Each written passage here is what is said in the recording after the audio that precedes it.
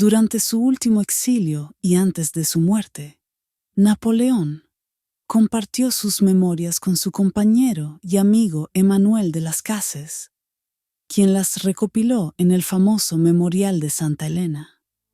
El relato que están a punto de escuchar está inspirado en aquellas íntimas y personales conversaciones.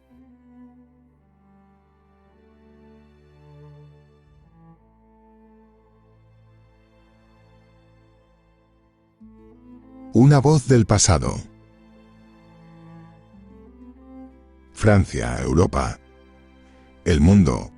Hoy me presento ante vosotros no como el emperador que la historia ha querido inmortalizar, sino como el hombre que fui, el niño que soñó con la gloria y el general que luchó por un ideal. Me llamo Napoleón Bonaparte y os invito a un viaje sin retorno. Un viaje que os llevará a los rincones más oscuros y brillantes de mi existencia. Miradme no como un dios caído ni como un monstruo de ambición desmedida, sino como un reflejo de la naturaleza humana en toda su complejidad. Porque en mi historia, la vuestra se entrelaza. Soy el eco de las revoluciones, la personificación de la contradicción, el hombre que quiso forjar su destino y el de toda Europa. Me presento ante vosotros no como una figura lejana en libros de historia, sino como un ser que respiró, que amó, que sufrió y que se levantó una y otra vez. ¿Quién es Napoleón Bonaparte?, os preguntaréis. ¿Un libertador? ¿Un conquistador? ¿Un tirano o un héroe? Hoy quiero llevaros más allá de los títulos y los juicios de la historia. Os conduciré a través de los campos de batalla donde la sangre y la gloria se entremezclaban, a los salones de las cortes donde se tejían intrigas y alianzas, y a los momentos de soledad en los que la corona se volvía pesada y el futuro incierto. Permitidme que os muestre la senda que recorrí, la senda que me llevó desde las humildes calles de Córcega hasta el trono de Francia, y más allá, hasta el destierro en una isla lejana. Porque mi vida, amigos míos, es más que la suma de mis victorias y derrotas. Es la historia de un hombre que se atrevió a soñar, que se atrevió a desafiar al destino y que, en ese desafío, encontró su grandeza y su caída. Y a vosotros que escucháis mis palabras, os pido que os unáis a este viaje, que no temáis adentraros en los misterios que envuelven mi figura, porque solo entendiendo los recovecos de mi mente y las pasiones de mi corazón podréis, quizá, comprender la encrucijada de la historia en la que fui protagonista. Hoy quiero revelaros mis secretos, esos que quedaron ocultos tras las sombras de la propaganda y las leyendas. Quiero que conozcáis mis miedos, mis ambiciones, mis amores y mis dudas, porque al final no soy más que un hombre que caminó por el filo de la navaja, buscando un lugar en los anales de la eternidad. Así que preparaos, porque este no será un relato complaciente. Será un viaje a través del tiempo, un descenso a las profundidades de mi alma y una ascensión a las cumbres de mi gloria. Os llevaré de la mano por los pasillos del poder y los campos de batalla. Os mostraré el resplandor de las victorias y el amargo sabor de la derrota. Y cuando este viaje termine, cuando la última palabra sea pronunciada, quiero que os quedéis con una reflexión, una pregunta que habitará en vuestras mentes. ¿Quién fue realmente Napoleón Bonaparte? ¿Un visionario adelantado a su tiempo? ¿O un simple hombre de su época atrapado en la vorágine de sus propias aspiraciones? Os doy la bienvenida, pues, a mi historia. Una historia que no es solo mía, sino de todos los que vivieron y murieron en el fragor de mis decisiones. Una historia que resuena aún en los anales de la humanidad. Acompañadme, si os atrevéis, en este relato de poder, ambición y destino. Porque hoy, más que nunca, Napoleón Bonaparte está listo para hablar. Los primeros años, la forja de un general. Antes de convertirme en emperador, antes de las victorias y las derrotas que marcarían mi destino, fui un niño nacido en una pequeña isla del Mediterráneo, un lugar cuya brisa marina y montañas agrestes marcaron mi carácter para siempre. Córcega, mi Córcega. Era el año de 1769, y yo llegaba a este mundo en una tierra que recién había sido anexionada por Francia. Para muchos, Córcega no era más que un pedazo de tierra insignificante, Pero para mí fue el primer campo de batalla, el primer lugar donde aprendí a sentirme extranjero. Mi padre, Carlo Bonaparte, era un abogado de cierto renombre, y mi madre, Leticia Ramolino, una mujer de carácter indomable. Fueron ellos quienes me enseñaron a apreciar la grandeza y a despreciar la mediocridad. Pero en esa isla, donde las montañas parecen desafiar al cielo, siempre fui consciente de mi condición. Éramos corsos, y aunque la bandera francesa ondeaba sobre nuestras cabezas, en nuestro corazón latía un espíritu de rebeldía. Crecí escuchando historias de resistencia, de Paoli y de la lucha por la independencia corsa. Fue en Córcega donde aprendí el valor de la tenacidad, el coraje y la estrategia. Allí, en esas calles de Ajaccio, supe lo que significaba ser un extranjero en tierra propia. Mi acento, mis maneras, todo en mí delataba mi origen insular. Pero también me dio una ventaja. Desde muy pequeño aprendí a observar a los demás, a entender sus intenciones, a prever sus movimientos. Fue el primer entrenamiento de un futuro general. Pero no bastaba con ser corsos. Mi padre tenía ambiciones para mí, y esas ambiciones requerían una educación que solo Francia podía ofrecer. Así que a los 9 años, me enviaron a la Academia Militar de Brienne, un lugar frío y distante, tanto en clima como en trato. Allí, entre los muros grises y los uniformes rígidos, aprendí la disciplina de la guerra y el arte de la estrategia. Pero más que nada, aprendí lo que significaba ser diferente. No os equivoquéis, en Brienne no era el favorito de nadie. Mi origen corso y mi acento marcado me convirtieron en objeto de burlas y desdén. Los hijos de la nobleza francesa me miraban con desprecio, pero yo, en mi soledad, encontré la fuerza. La burla y el aislamiento solo alimentaron mi deseo de demostrar mi valía, de demostrar que un niño corso podía ser más que todos ellos. Mis días en Brienne fueron duros. Mientras otros disfrutaban de los lujos y comodidades, yo me sumergía en los libros y las tácticas militares. Estudié a los grandes generales, a Alejandro, a César, y forjé en mi mente las imágenes de grandes batallas. Fue en esas largas noches de estudio y reflexión donde comenzó a tomar forma mi sueño de grandeza. Sabía que no bastaba con ser uno más. Tenía que ser el mejor. Tenía que ser Napoleón. Graduado como segundo teniente de artillería, partí hacia Valence. Era joven, pero ya en mi mente se dibujaba el mapa de Europa como un tablero de ajedrez esperando a ser conquistado. Sin embargo, el destino es caprichoso, y a veces la oportunidad se presenta de maneras inesperadas. Para mí, esa oportunidad llegó con el estallido de la Revolución Francesa. La revolución fue el terremoto que sacudió los cimientos de Europa, y yo, un joven oficial, vi en ese caos la posibilidad de ascender. Era 1793 y Toulon, un puerto estratégico, estaba en manos de los realistas apoyados por los británicos.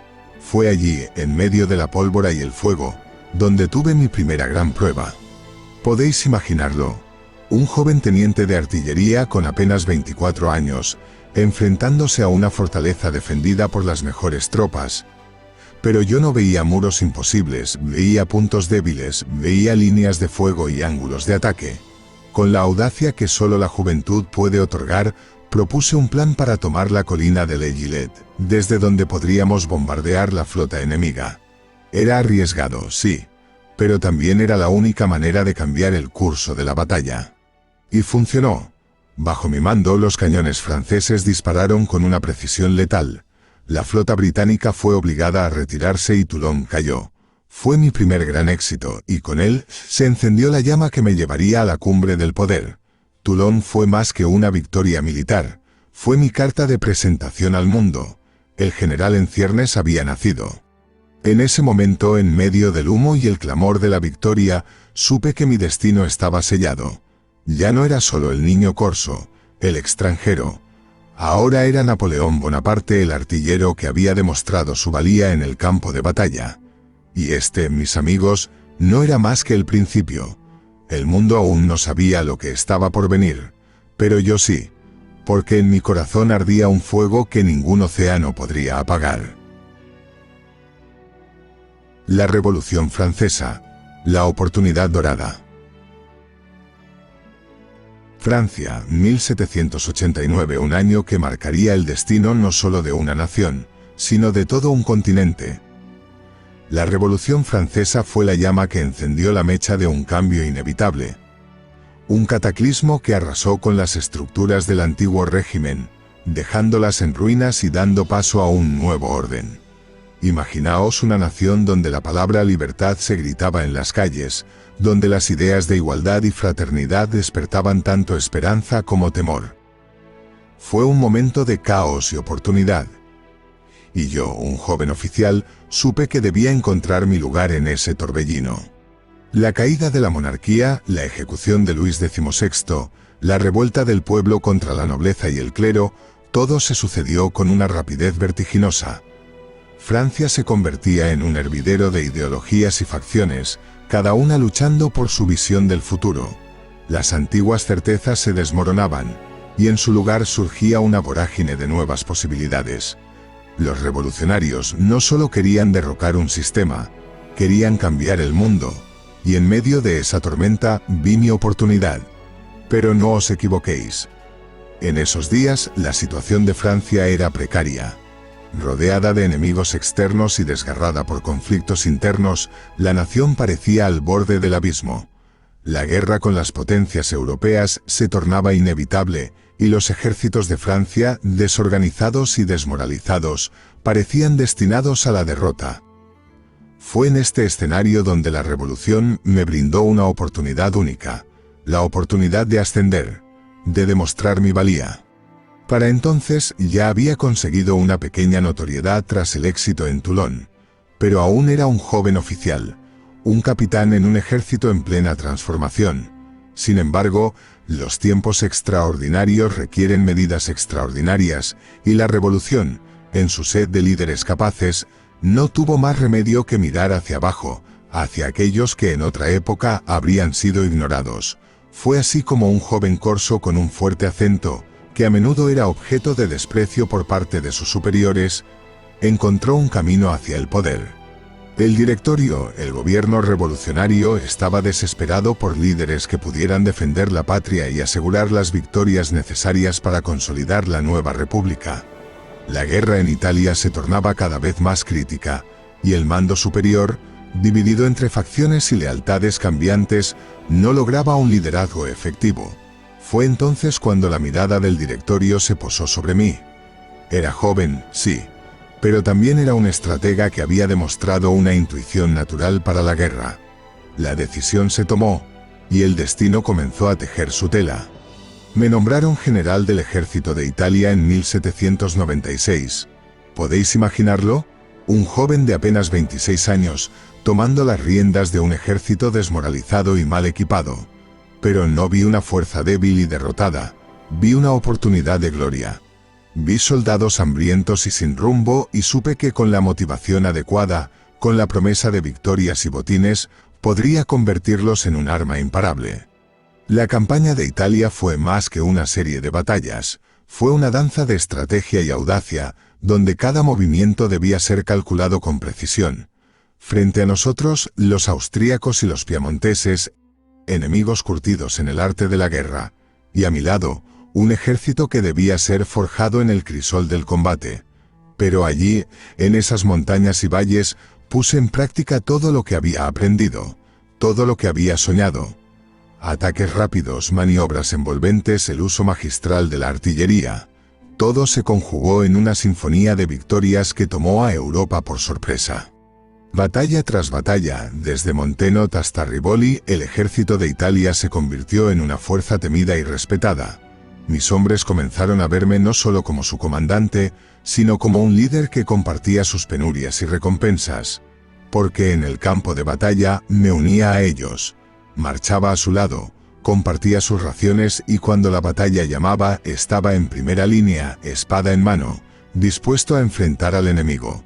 No era simplemente un general. Era su Napoleón. La campaña italiana fue mi carta de presentación ante Europa y el mundo. Fue allí donde el mito comenzó a forjarse, donde los rumores sobre mi genio militar y mi carácter implacable empezaron a circular. Era el joven general que desafiaba las convenciones, que luchaba con una ferocidad y una estrategia que dejaban atónitos a sus adversarios. Pero más que eso, era el símbolo de la nueva Francia, una nación que, al igual que yo, se negaba a aceptar su destino como algo predeterminado. La victoria sobre los austríacos en Italia no solo significó un triunfo militar, fue un mensaje a toda Europa. La República Francesa, con sus ideales de libertad, igualdad y fraternidad, no solo resistía, sino que avanzaba, y yo, un joven corso, me había convertido en el instrumento de ese avance. Mi nombre empezaba a resonar en los salones y cortes de Europa, y aunque aún quedaba mucho por recorrer, el camino hacia la cumbre del poder estaba trazado.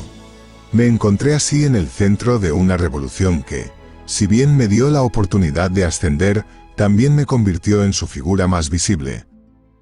Porque la Revolución Francesa no solo fue una serie de eventos políticos y sociales, fue un torbellino que arrastró a todos a su paso, y yo supe navegar en sus aguas turbulentas. En medio de la caída del antiguo régimen y el caos subsiguiente, encontré mi camino, un camino que me llevaría a alturas que ni siquiera yo había imaginado. Las campañas italianas, el genio militar despierta. En las montañas y valles de Italia fue donde mi genio militar despertó, donde la guerra dejó de ser un simple enfrentamiento de ejércitos y se convirtió en un arte, en una danza mortal en la que cada movimiento debía ser calculado con precisión. Mi objetivo no era solo vencer al enemigo, sino desmoronarlo, romper su voluntad, antes de que siquiera tuviera la oportunidad de resistir. Porque para mí, la guerra era una cuestión de velocidad y audacia, de atacar con tal fuerza y determinación que el enemigo quedara paralizado ante el golpe. La estrategia era mi arma más afilada.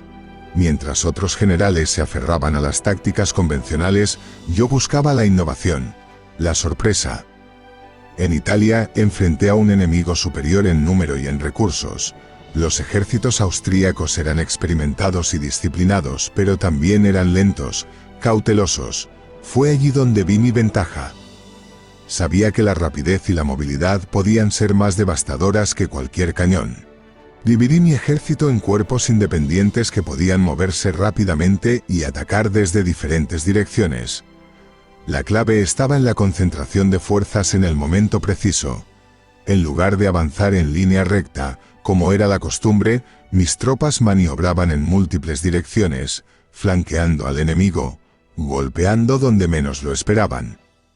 Fue una guerra de movimientos, donde la velocidad era la diferencia entre la victoria y la derrota.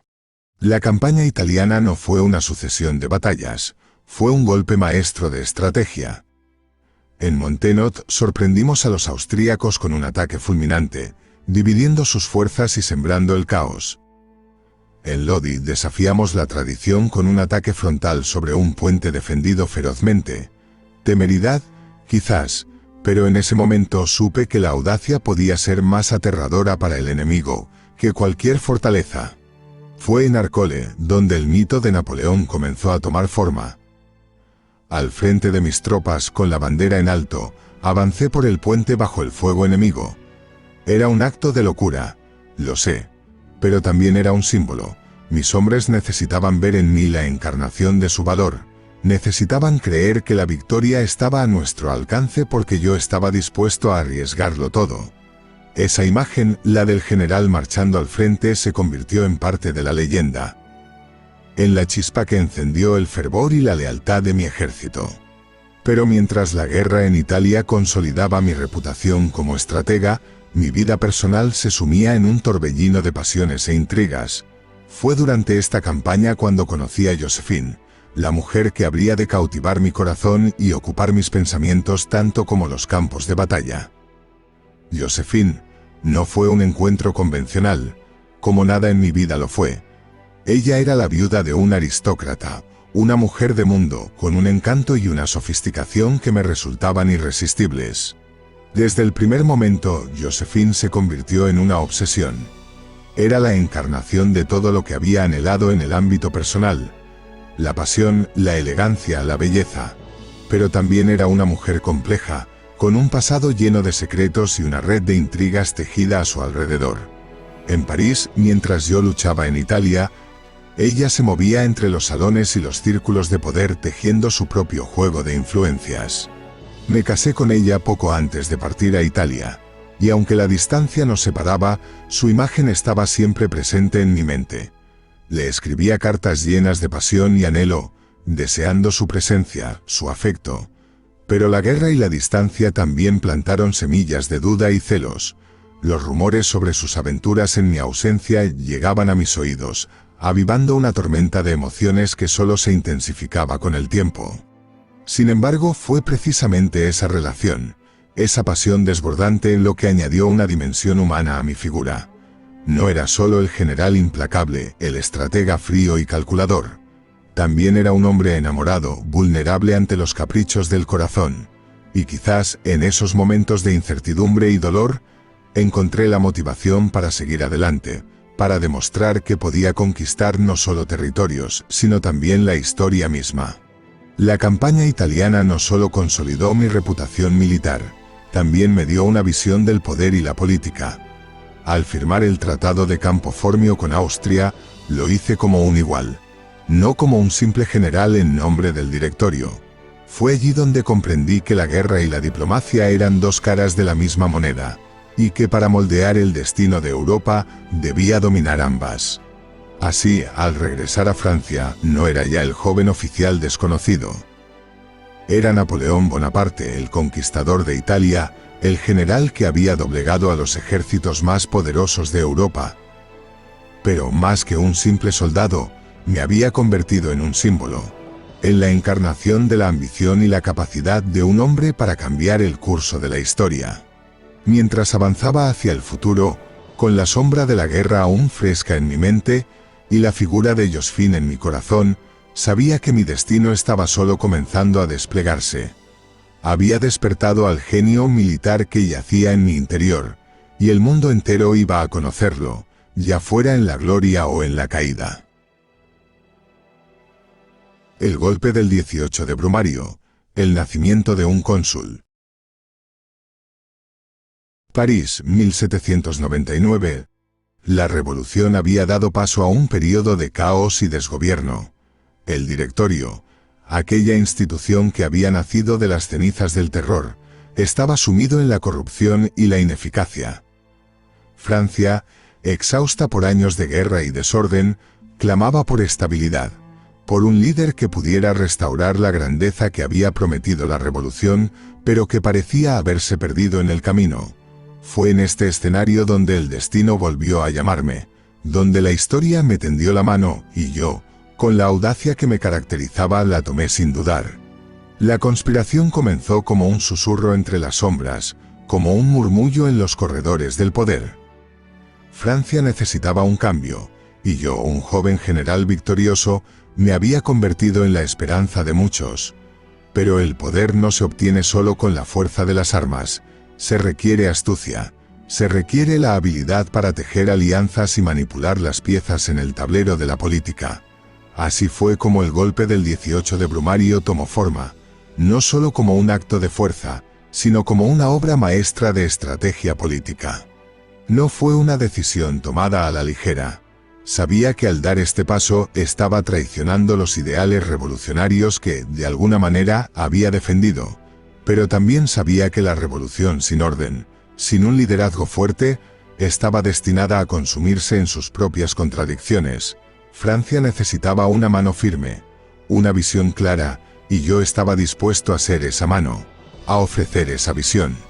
Los días previos al golpe fueron un juego peligroso de intriga y manipulación.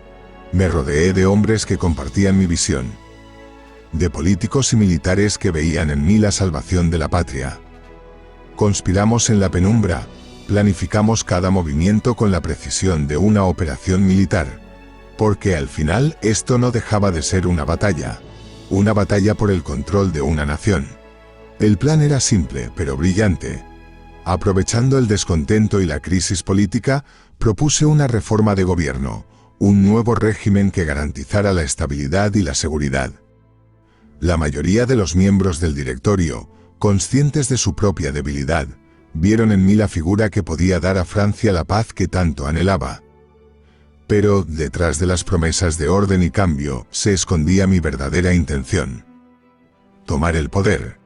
El 18 de Brumario, en el calendario revolucionario, fue el día elegido para la ejecución del golpe. En una maniobra calculada, convoqué al Consejo de los 500 y al Consejo de los Ancianos a una reunión en Saint-Cloud, bajo el pretexto de discutir la reorganización del gobierno. Pero una vez reunidos, desplegué a mis tropas y rodeé el edificio, mostrando con claridad que la discusión estaba destinada a ser unilateral. La situación se tornó tensa. Los diputados, al darse cuenta de la trampa, comenzaron a protestar, a gritar en mi contra acusándome de traición. En ese momento sentí por un instante el peso de la incertidumbre, la posibilidad del fracaso, pero me mantuve firme. Era una jugada arriesgada, lo sabía, pero las grandes victorias siempre lo son. Mis hermanos Luciano y Joseph fueron esenciales en ese momento crítico. Luciano, presidente del Consejo de los 500, intervino para controlar la situación, argumentando que yo estaba actuando en defensa de la República. Era un teatro, sí, pero un teatro necesario, porque en la política como en la guerra, la percepción es tan importante como la realidad. Finalmente, ante la presión y la confusión, los consejos votaron la disolución del directorio y la creación de un consulado provisional. Habíamos ganado. La República había muerto, y en su lugar un nuevo régimen nacía con 3 cónsules al mando, pero todos sabían que en realidad solo había un cónsul que importaba: Napoleón Bonaparte. La transición de la República al consulado fue rápida y decisiva. Los cónsules eran 3, pero el poder se concentraba en mis manos. Era un líder militar, sí, pero también un político, y entendí que para gobernar no bastaba con la fuerza, se necesitaba legitimidad, se necesitaba el apoyo del pueblo. Por eso las primeras medidas del consulado se orientaron a restaurar la paz y la prosperidad. Negocié con las potencias europeas, firmé el concordato con la Iglesia, reconcilié a los franceses divididos por años de revolución y guerra civil. Fui cónsul, pero en realidad ya era un emperador sin corona. El pueblo me aclamaba, los ejércitos me obedecían y los enemigos de Francia temblaban ante mi nombre. La consolidación del poder fue un proceso meticuloso, un entramado de reformas y propaganda, de conquistas y leyes que reforzaban mi posición. Y mientras la maquinaria del Estado se ponía a mi servicio, yo planificaba el siguiente paso, el momento en que ya no habría pretextos ni disfraces. El Imperio Napoleónico, apogeo y gloria. El 2 de diciembre de 1804, la ciudad de París se convirtió en el escenario de un momento que quedaría grabado en los anales de la historia. En la majestuosa Catedral de Notre Dame, con el Papa Pío VII presente, fui coronado emperador de los franceses. Pero no fue un acto de sumisión a la Iglesia o al antiguo orden monárquico. No. Tomé la corona con mis propias manos y la coloqué sobre mi cabeza. Fue un gesto cargado de significado. Mi poder no venía de una institución divina ni de un derecho heredado, sino de mi propia voluntad y de la legitimidad que me otorgaba la nación. Así, el Imperio Napoleónico nació, no como una continuación del pasado, sino como un nuevo comienzo. Una nueva era. La coronación fue más que una ceremonia. Fue la materialización de un sueño, el establecimiento de un nuevo imperio forjado en la Revolución, pero que buscaba trascender sus límites. No era un regreso al absolutismo, aunque muchos lo vieron así. Para mí era la culminación de un proceso, el reconocimiento de una autoridad basada en el mérito y la conquista.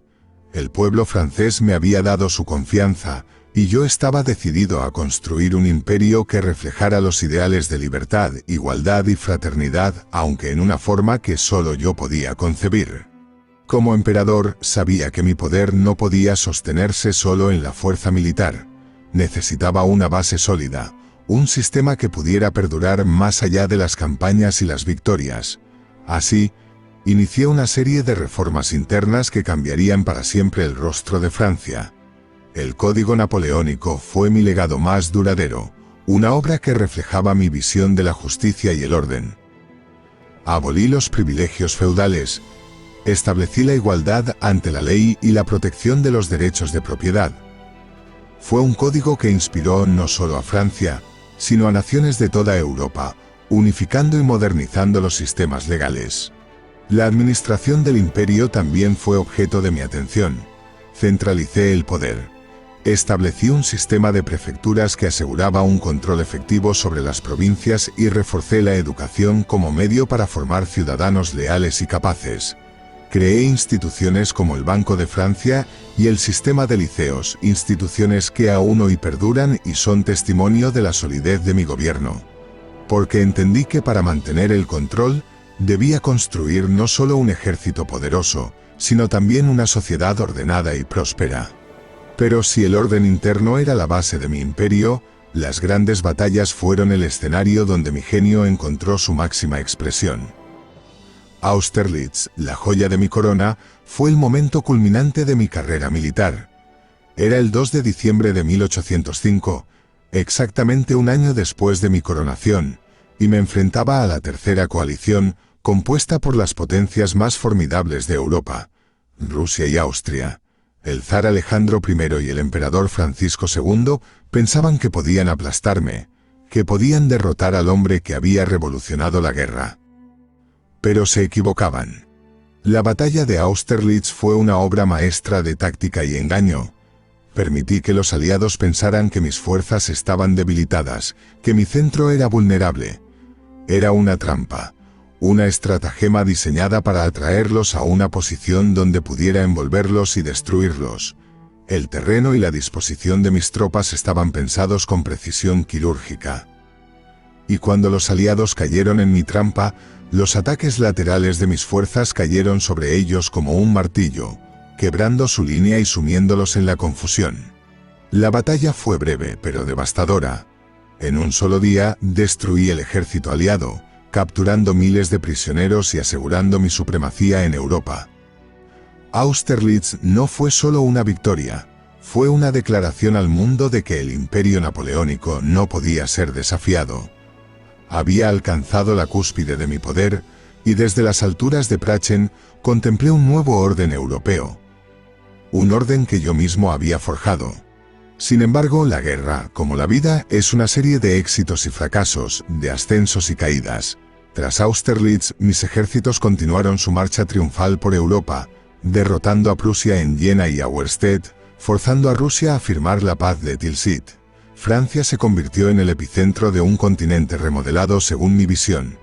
Pero sabía en el fondo que la gloria es efímera, que el poder supremo viene acompañado de enemigos implacables y desafíos constantes. Austerlitz, Jena, Friedland. Cada victoria era una pieza más en el mosaico de mi imperio, pero también una advertencia de lo que vendría. Porque mientras extendía mi dominio, también sembraba las semillas de la resistencia. Los monarcas de Europa no podían aceptar mi hegemonía, y el pueblo, aunque admiraba mis éxitos, comenzaba a sentir el peso de la guerra constante. Pero en esos años de apogeo y gloria, construí un imperio que reflejaba mi ambición y mi visión. Un imperio que se extendía desde España hasta Rusia, desde el Mar del Norte hasta el Mediterráneo. Era una obra monumental, un testimonio de lo que un hombre con voluntad y determinación puede lograr. Y aunque las sombras del futuro aún no se cernían sobre mí, sabía que la historia sería el juez final de mi legado. La guerra peninsular y el desafío ruso. El imperio napoleónico se alzaba imponente, pero en el corazón del poder siempre se esconde la semilla de la caída. No hay imperio sin sombra, sin decisiones que, aunque parecen pequeñas en su momento, se convierten en los puntos de inflexión de la historia. Así fue con la guerra peninsular y la campaña rusa, dos episodios que marcaron el principio del fin, dos momentos en los que la ambición y la necesidad de control me llevaron a tomar decisiones que, a la postre, se revelarían fatales. La invasión de España fue un conflicto que nunca debió haber ocurrido, y sin embargo, la lógica del poder y el deseo de cerrar la brecha en el continente me llevaron a tomar ese camino. Portugal, aliado tradicional de Inglaterra, se resistía a mi bloqueo continental. Y España, gobernada por la dinastía Borbón, se mostraba inestable y débil. Vi una oportunidad, un chance de consolidar mi dominio en la península ibérica y asegurar una base firme contra los británicos. Con el permiso del rey Carlos IV y su ministro Godoy, invadí España con el pretexto de marchar contra Portugal. Pero en 1808, la situación cambió. La familia real española se encontraba sumida en el caos, con Carlos IV abdicando en favor de su hijo, Fernando VII, solo para que yo interviniera y los llevara a ambos a Francia. Fue entonces cuando cometí uno de mis errores más grandes: instalar a mi hermano José en el trono español, creyendo que la nación aceptaría el cambio sin resistencia. Me equivoqué. El pueblo español no se sometió como yo había previsto. La resistencia fue feroz, una mezcla de guerrillas, levantamientos y la intervención del ejército británico bajo el mando de Wellington. La guerra en España se transformó en un pantano, un conflicto interminable que drenó los recursos y la moral de mi imperio. La brutalidad de los enfrentamientos, la intransigencia de ambos bandos, convirtieron a la península en un escenario de sufrimiento y destrucción. La guerra peninsular fue más que una batalla por el control de un territorio. Fue una lucha contra el espíritu indomable de un pueblo que se negaba a ser doblegado. Cada aldea, cada ciudad, se convirtió en un campo de batalla. Los ejércitos que envié para sofocar la resistencia se enfrentaron no solo a soldados, sino a un enemigo que se escondía en cada esquina, en cada colina. Era una guerra diferente, una guerra que no se podía ganar solo con la superioridad militar. Mientras mis ejércitos luchaban en España, otra sombra se cernía en el este. Rusia, mi aliado reacio, se mostraba cada vez más desafiante. Alejandro I, zar de Rusia, había firmado la paz de Tilsit, pero las tensiones entre nuestros imperios eran inevitables. El sistema de bloqueo continental diseñado para aislar a Inglaterra afectaba también la economía rusa, y Alejandro comenzó a mostrar signos de deslealtad. No podía permitir que el zar se apartara de mi órbita de influencia. Así, en 1812 tomé la decisión que cambiaría el curso de mi destino: invadir Rusia. La Grande Armée, mi creación más formidable, se puso en marcha. Conformada por soldados de toda Europa, era el ejército más grande y poderoso que el continente había visto. Más de 600.000 hombres cruzaron la frontera rusa, dispuestos a llevar mi voluntad hasta el corazón de Moscú.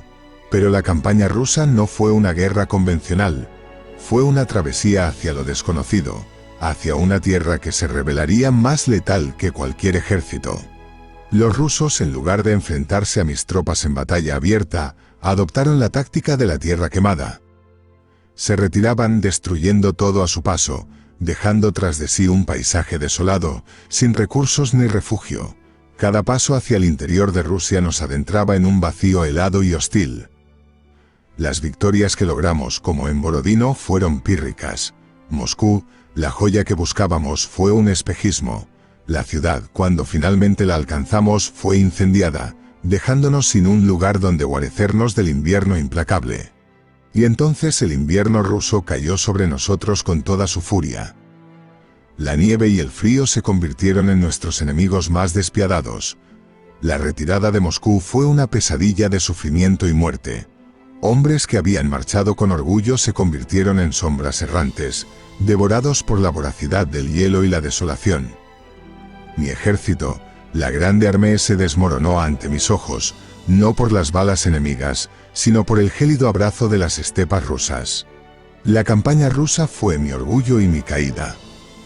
Fue un error nacido de la arrogancia, de la creencia de que mi voluntad era suficiente para doblegar cualquier obstáculo. Subestimé la vastedad de Rusia, la determinación de su pueblo y el poder de la naturaleza. Perdí más que un ejército. Perdí la ilusión de invencibilidad que había rodeado mi figura. La guerra en España y la campaña rusa fueron dos heridas que sangraron a mi imperio.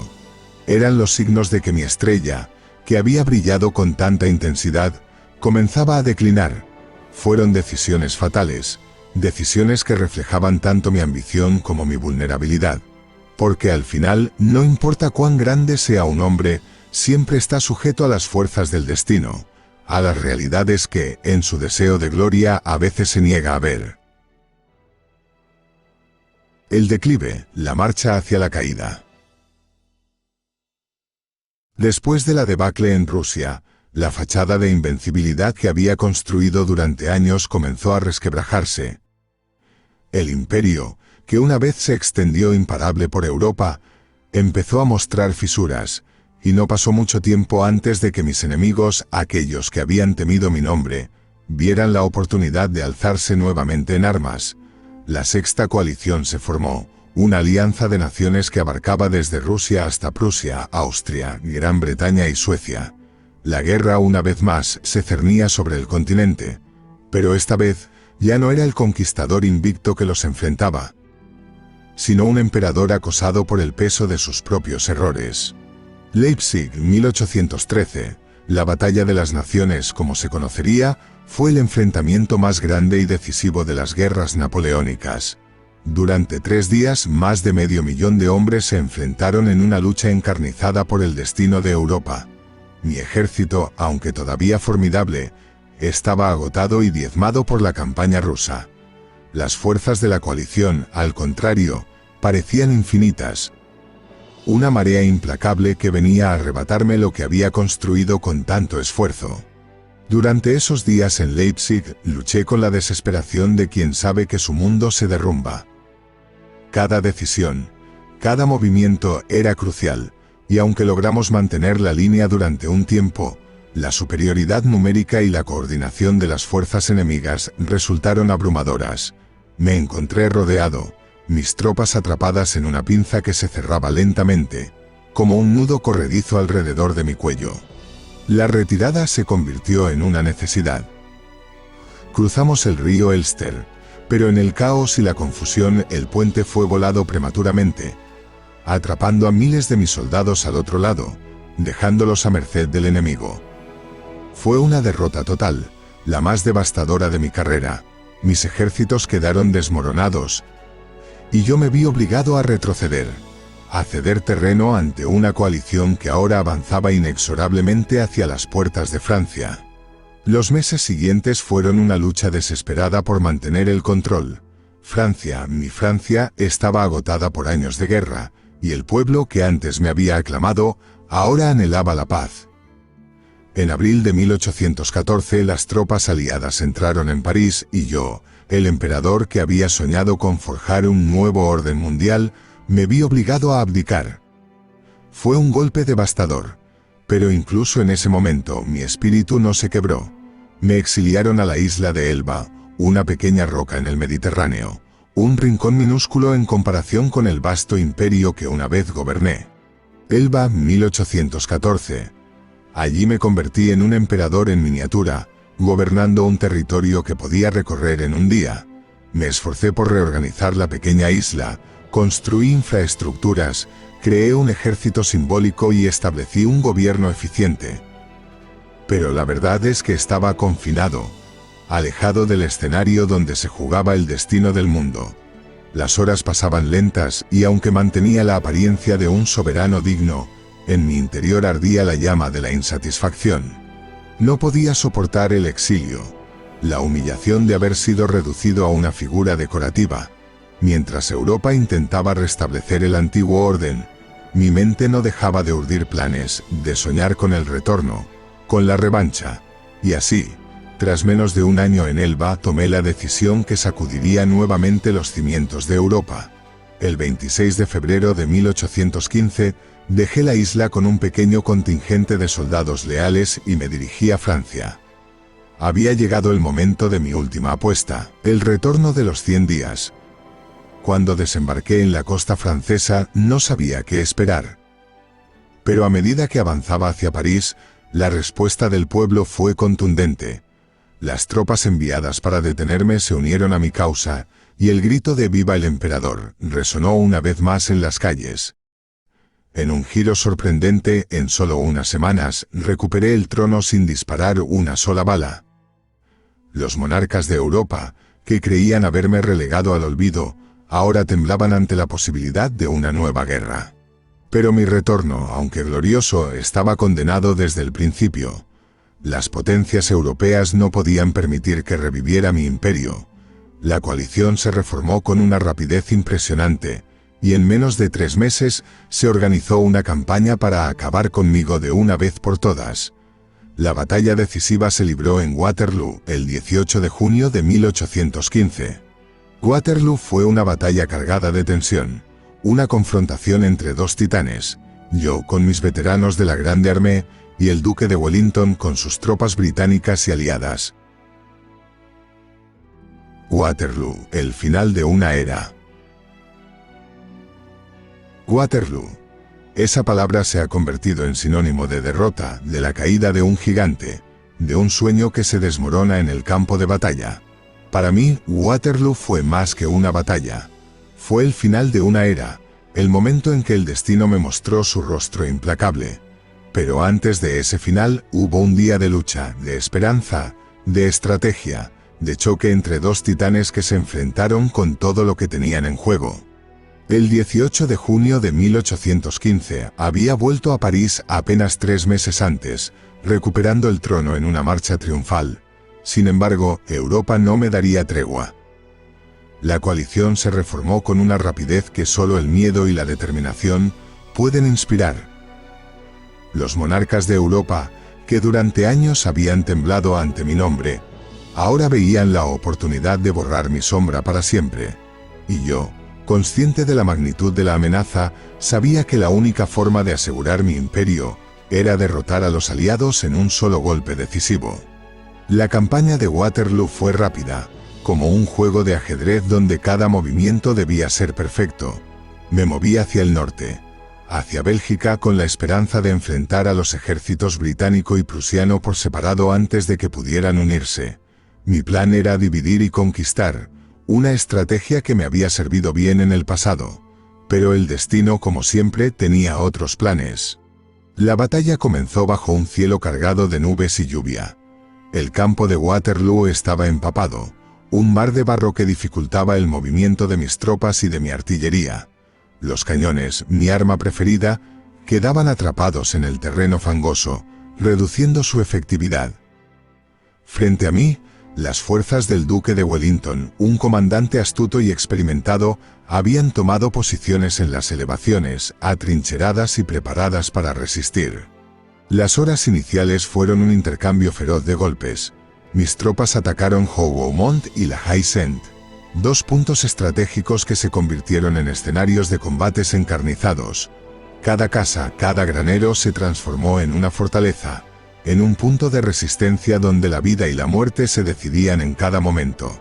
Mis hombres luchaban con valentía, pero la resistencia británica era tenaz, y el terreno, un obstáculo que no podíamos superar con facilidad.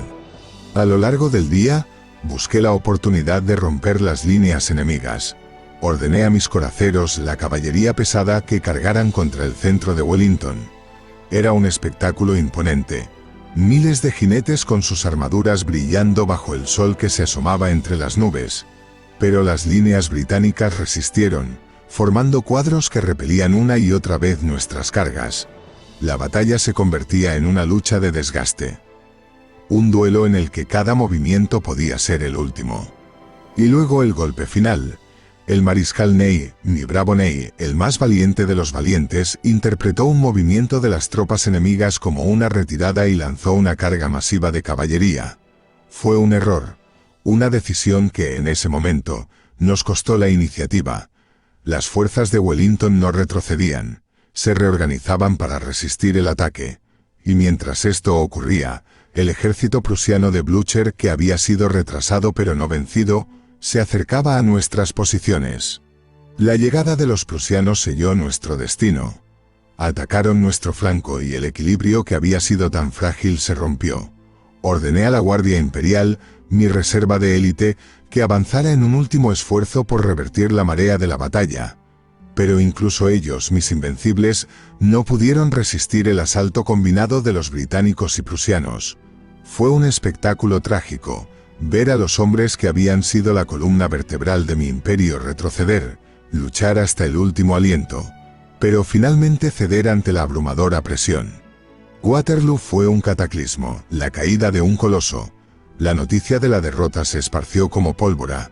El invencible, el emperador que había dominado Europa, había sido derrotado. La retirada fue caótica. Un río de soldados y equipos que huían hacia Francia, dejando tras de sí el campo de batalla cubierto de cuerpos, de sueños rotos.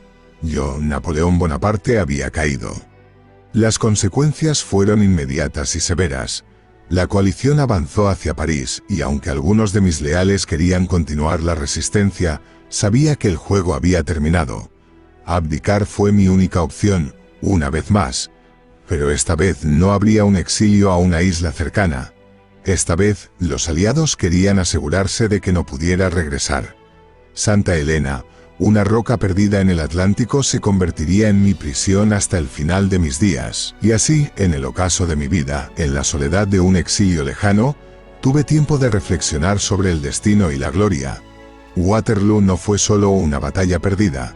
Fue el final de una era, el momento en que el mundo dijo basta al sueño de un hombre. Fue una lección de humildad, un recordatorio de que incluso los más grandes pueden caer, de que la fortuna es caprichosa y puede volverse en tu contra cuando menos lo esperas. Me he preguntado a menudo si las cosas podrían haber sido diferentes, si hubiera actuado de otra manera, si el terreno hubiera estado a mi favor, si Ney no hubiera lanzado esa carga prematura. Pero el destino es una cadena de eventos, y aunque podemos influir en algunos eslabones, hay otros que están fuera de nuestro control. La gloria que busqué, que alcancé y que finalmente perdí, fue parte de ese destino, un destino que me llevó de la cima al abismo, de ser el dueño de Europa a un prisionero en una isla olvidada. Mientras me dirigía hacia ese último exilio, reflexioné sobre las decisiones que me habían llevado a este punto. La ambición, el orgullo, la necesidad de control, todo había jugado un papel. Había alcanzado las alturas de la gloria, pero también había caído en los abismos de la derrota. Mi marcha hacia la caída fue un reflejo de la grandeza y la fragilidad del poder, de cómo un hombre, en su búsqueda de la eternidad, puede ser a la vez el arquitecto de su propio destino y la víctima de su propio fracaso. Waterloo fue mi final, pero también fue el principio de un nuevo capítulo para el mundo. Mi caída marcó el inicio de una era diferente, de un equilibrio de poder que buscaba evitar que un solo hombre volviera a dominar el continente. Fue un recordatorio de los límites de la ambición, de la inevitabilidad del cambio, y del hecho de que la historia siempre sigue adelante, sin importar quién trate de detenerla. Santa Elena, el exilio y la leyenda. Santa Elena, una isla perdida en el vasto océano, a miles de millas de Europa, del bullicio de las cortes, de los campos de batalla, de todo lo que una vez fue mi mundo. Cuando me desterraron aquí sabía que no había retorno. Esta vez no habría escapatoria, no habría una nueva campaña victoriosa. El exilio en Santa Elena fue un golpe final, no solo contra mi cuerpo, sino contra mi espíritu. Me arrebataron no solo mi imperio, sino también mi libertad, reduciéndome a un prisionero, un espectador de mi propia historia. La vida aquí, en Longwood, era una vida de silencios interminables, de días que se deslizaban uno tras otro en una monotonía insoportable. El viento barría las colinas desnudas de la isla, y el clima era implacable, como si el mismo cielo quisiera castigarme. Pero lo peor no era la soledad física, sino la falta de acción. Yo, que había comandado ejércitos, que había remodelado el mapa de Europa, me encontraba confinado en una isla diminuta, donde mi único campo de batalla eran los recuerdos. Con cada día que pasaba, me vi obligado a enfrentarme a mi propia historia. Reflexionaba una y otra vez sobre las decisiones que me habían llevado aquí. ¿Qué habría sido diferente si no hubiera invadido Rusia? Si no hubiera subestimado la guerra en España? Si en Waterloo el destino hubiera estado de mi lado? Pero las preguntas no cambiaban el presente. Aquí estaba, en Santa Elena, lejos de todo, pero incapaz de escapar de mí mismo. Mis compañeros en el exilio, aquellos pocos leales que eligieron acompañarme, me ayudaron a soportar el tedio de los días. Conversábamos, recordábamos, pero también me sentía cada vez más distante. No eran ellos quienes habían llevado el peso de un imperio sobre sus hombros. No eran ellos quienes habían sido venerados como héroes y vilipendiados como villanos. No podían comprender el abismo que se abría ante mí. Yo era un emperador sin trono, un conquistador sin ejército. Un hombre cuyo tiempo había pasado. Y sin embargo, incluso en el exilio, comencé a construir mi legado. Dicté mis memorias, relaté mis campañas, cada batalla, cada victoria, cada derrota. Sabía que mi historia no terminaría en Santa Helena. No podía permitir que los monarcas de Europa, los que habían celebrado mi caída, escribieran la última palabra sobre mí. Así que tomé la pluma y, en lugar de la espada, utilicé las palabras como mi nueva arma. A través de mis memorias, me aseguré de que la historia me recordara no solo como el derrotado en Waterloo, sino como el hombre que había transformado Europa, que había llevado los ideales de la Revolución Francesa a cada rincón del continente. La construcción del mito de Napoleón comenzó aquí, en esta isla perdida. Sabía que al escribir mi historia, podía controlar mi legado, no ser solo el emperador que cayó, sino el héroe que ascendió de las cenizas de la Revolución, el visionario que intentó forjar un nuevo orden mundial. Relaté mis éxitos, mis luchas y sí, también mis errores, pero siempre bajo la luz de un propósito superior. Porque sabía que los hombres como yo no mueren del todo, que dejamos una huella indeleble en la historia. Las visitas esporádicas de los enviados británicos, de los guardias que me vigilaban, me recordaban que no era libre. Pero, en mi mente, me encontraba lejos de Santa Helena. Me trasladaba a los campos de Austerlitz, a las calles de París, a las cortes de Europa donde mi nombre aún resonaba. La isla era mi prisión, pero mi mente seguía siendo mi reino, uno en el que nadie podía imponerme límites. Con el tiempo la enfermedad comenzó a hacer mella en mí. Mi cuerpo, que había soportado campañas interminables, ahora se debilitaba día a día. El clima húmedo y la soledad me fueron consumiendo, como si la isla misma intentara absorberme en su vastedad. Sabía que mi tiempo se estaba agotando, y sin embargo, no temía la muerte. Al contrario, la veía como la última liberación, la puerta que me permitiría escapar de este exilio y unirme a la inmortalidad de la historia. El 5 de mayo de 1821, la fiebre me arrebató, mi cuerpo finalmente cedió. Pero en el momento en que mi corazón dejó de latir, mi leyenda comenzó a crecer. Porque aunque mi vida había terminado, mi nombre, Napoleón, estaba destinado a perdurar. Sabía que los hombres hablarían de mí durante siglos, que mi figura sería interpretada, reinterpretada, mitificada y a veces vilipendiada. Pero sobre todo, sabía que no sería olvidado. En Santa Helena encontré mi tumba, pero también mi inmortalidad. En cada rincón del mundo donde se hable de grandeza, de poder, de ambición, mi nombre será pronunciado. Para algunos seré el tirano que buscó dominar Europa, para otros el héroe que llevó la libertad a millones, pero en todos los casos seré recordado. Mi muerte no fue el final. El mito de Napoleón siguió creciendo, alimentado por mis memorias, por las historias de quienes me conocieron, por los libros, las pinturas, las estatuas que se erigieron en mi nombre. Incluso en mi caída logré lo que siempre había deseado: trascender el tiempo, convertirme en una figura inmortal, en un nombre que viviría más allá de la carne y el hueso. Aquí en Santa Helena, donde mis restos descansan, puedo sentir cómo la historia sigue mi rastro, porque los grandes hombres no mueren del todo, se convierten en parte del imaginario colectivo, en leyendas que, como las estrellas, brillan para siempre en la oscuridad de los tiempos. Legado y controversia, el juicio de la historia.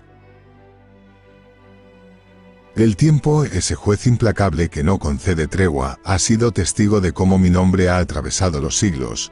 Napoleón Bonaparte, para algunos, un héroe revolucionario que transformó Europa y llevó los ideales de libertad, igualdad y fraternidad a lo largo del continente. Para otros, un tirano ambicioso que, en su deseo de poder, desató guerras interminables y llevó a miles a la muerte. La dualidad de mi figura es quizás la más enigmática de todas las cuestiones que la historia ha dejado sin resolver. ¿Fui un héroe o un tirano? Esa es la pregunta que dejo a quienes escuchan, a vosotros, los que ahora tenéis la responsabilidad de juzgarme. No se puede negar que mi vida estuvo marcada por una ambición insaciable. Nací en un tiempo de caos y revolución, en una Francia que se tambaleaba al borde del abismo, y fue en ese contexto donde encontré mi lugar. Ascendí desde un joven oficial desconocido hasta emperador, y en ese camino remodelé el mapa de Europa. Mis campañas militares desde Italia hasta Austerlitz cambiaron el curso de la historia, pero con cada victoria también dejé tras de mí un rastro de destrucción, de naciones enteras subyugadas, de familias separadas por la guerra. Para algunos fui el hombre que restauró el orden tras el caos de la Revolución Francesa, que creó un imperio donde reinaba la ley y la administración eficiente. Mi código napoleónico sigue siendo hoy un pilar de los sistemas legales en gran parte del mundo. Abolí los restos del feudalismo, promoví la educación y transformé Francia en una potencia moderna. Bajo mi mando, las ideas de la Ilustración se consolidaron y los principios de igualdad ante la ley, mérito y racionalidad se convirtieron en la base de un nuevo orden social. En este sentido, fui un héroe que llevó los ideales de la revolución más allá de la frontera de Francia. Pero también está el otro lado de la moneda. El hombre que centralizó el poder en su figura, que se coronó emperador en un acto de desafío y soberbia. Fui el líder que no dudó en imponer su voluntad a través de la fuerza, en aplastar revoluciones que no servían a mis intereses y en imponer mi dominio sobre naciones que aspiraban a su independencia. España, Rusia y tantas otras tierras que conocieron el peso de mi ambición. Para muchos mis actos fueron los de un tirano, un dictador disfrazado de salvador que oprimió a Europa en nombre de una supuesta estabilidad. La historia no es sencilla, y las figuras que la moldean menos aún. Es posible ser ambas cosas a la vez, héroe y tirano. En mis días de exilio en Santa Elena, tuve tiempo para reflexionar sobre esta dualidad, sobre cómo la grandeza puede estar acompañada de sombras inevitables. Cada decisión que tomé, cada guerra que libré fue el resultado de mi deseo de construir un legado inmortal, de hacer de mi nombre algo que resistiera el paso del tiempo. Pero en esa búsqueda de inmortalidad, también dejé heridas que aún resuenan. El impacto de mi vida, de mis decisiones, no se limitó a los límites de Francia o de Europa. Mi influencia trascendió continentes. Las ideas de la Revolución Francesa, que llevé conmigo en cada campaña, inspiraron movimientos de independencia en América Latina, cambios en los sistemas legales de todo el mundo y la modernización de naciones que necesitaban salir del feudalismo. El mundo que conocí ya no es el mismo, y parte de esa transformación me pertenece. Pero no soy ingenuo. Sé que mi nombre también evoca controversia, que muchos me ven como el hombre que sacrificó vidas en su afán de control. Sé que los monarcas de Europa respiraron aliviados tras mi caída, y que para ellos fui el villano de la historia, el hombre que osó desafiar el antiguo orden y pagar por ello. Pero también sé que el pueblo, los ciudadanos comunes que vieron sus vidas transformadas, me recuerdan de otra manera. Soy el hombre que les dio un código legal, que rompió las cadenas del antiguo régimen, que les prometió un mundo donde el mérito, y no el nacimiento, determinara su destino. Ahora el juicio queda en vuestras manos. Mi vida, como la de todo gran hombre, está llena de contradicciones. ¿Fui el salvador de Europa o su destructor? ¿Fui un visionario adelantado a mi tiempo o un dictador disfrazado de reformador? El juicio de la historia es complejo, y no es solo una cuestión de blanco o negro. Os invito a reflexionar sobre esta dualidad, a ver más allá de las simplificaciones y a considerar las circunstancias de mi tiempo, los desafíos que enfrenté y las decisiones que tomé. Para algunos siempre seré el hombre que llevó a Francia a la cúspide de su gloria, el emperador que luchó contra un mundo que se negaba a cambiar. Para otros siempre seré el hombre que no supo detenerse, cuya ambición lo llevó a su propia destrucción. Pero, en última instancia, la verdad no se encuentra en las opiniones individuales. Mi legado, con todas sus luces y sombras, es una lección para la posteridad. Una advertencia sobre los límites del poder y la ambición. Os dejo con una última reflexión. Ningún hombre es un simple héroe o un simple villano. Somos el producto de nuestras circunstancias, de nuestras decisiones y de las fuerzas que no siempre podemos controlar. Mi vida fue un torbellino de grandeza y tragedia, de victorias y derrotas. Y en ese torbellino creo que logré algo que pocos pueden reclamar. Cambiar el mundo. ¿Fue para mejor o para peor? Eso, mis amigos, es una pregunta que la historia seguirá debatiendo durante siglos. Epílogo. La voz del silencio. Y aquí estoy, en el ocaso de este relato, donde las palabras empiezan a agotarse, pero el eco de mi vida sigue resonando a través de los siglos. He narrado mi historia, no como la figura inmortal que los libros describen, sino como el hombre que realmente fui, con mis grandezas y mis miserias, mis victorias y mis derrotas. Mi vida fue un torbellino de ambición y pasión, de decisiones que cambiaron el curso de la historia, pero también de momentos de duda y fragilidad. Os hablo ahora, no desde la cima del poder que una vez ostenté, sino desde el silencio que ha seguido a mi muerte. He sido el conquistador de Europa, el emperador que forjó su propio destino, pero también fui el hombre que perdió todo, reducido a la soledad de una isla lejana, en medio de un océano que parecía interminable. Sin embargo, en esa soledad, lejos de las aclamaciones de los ejércitos y los aplausos de las multitudes, encontré algo más profundo: la comprensión de lo efímero que es el poder, de lo frágil que es la gloria. Porque al final todos los imperios caen, todos los nombres se desvanecen, pero hay algo que permanece: el impacto de nuestras acciones, el legado que dejamos en el mundo que hemos tocado. Ahora, mientras mis palabras se disuelven en el viento, os dejo con una última reflexión. Mi vida fue solo una chispa en el vasto teatro de la historia. Fui una figura de mi tiempo, moldeado por los eventos que me rodearon, pero también un hombre que intentó moldear esos eventos a su imagen. Y aunque mi estrella se apagó en Waterloo y mi cuerpo descansa en Santa Elena, mi espíritu sigue vivo en cada rincón de este mundo que ayudé a transformar. Os invito a seguir explorando la historia, no solo la mía, sino la de todos aquellos que, de una forma u otra, han dejado su marca en el curso de los tiempos. Porque la historia no es una simple sucesión de fechas y batallas, de victorias y derrotas. Es la esencia de lo que somos, de lo que hemos sido y de lo que aspiramos a ser. Cada vida es un hilo en el gran tapiz de la humanidad, y cada decisión, por pequeña que sea, tiene el poder de cambiar el destino.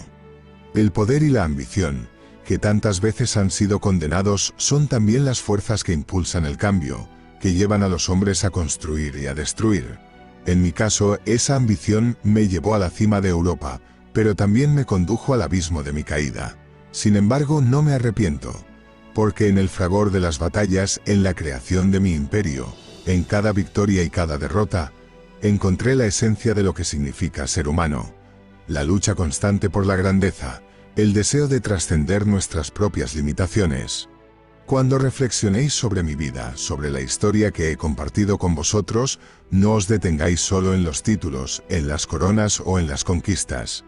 Pensad en el hombre detrás de la figura, en el niño corso que soñaba con la gloria, en el joven general que se enfrentó a un continente entero, en el emperador que quiso forjar un mundo a su medida, pero que también aprendió a través del dolor y la derrota que hay límites que incluso los más grandes no pueden superar. Y así, mis palabras llegan a su fin. No habrá más batallas, no más coronaciones, no más desfiles bajo el arco del triunfo. Solo queda el silencio. Pero es en ese silencio donde se encuentra el verdadero eco de mi vida. Porque aunque los cañones hayan dejado de disparar, aunque los imperios se hayan derrumbado, la historia sigue adelante. Y en cada libro que se abra, en cada conversación que se tenga, mi nombre volverá a surgir, no como un simple recuerdo, sino como una parte viva de lo que fue y lo que será. Este es mi último saludo, no como emperador, sino como hombre. A vosotros, que habéis escuchado mi historia, os dejo el legado de reflexionar sobre lo que significa el poder, la ambición y el destino. Porque la historia, al final, no es solo lo que fue, sino lo que hacemos de ella. Seguid explorando, seguid buscando. Porque en la historia, en el pasado, siempre encontraremos las claves para comprender nuestro presente y forjar nuestro futuro.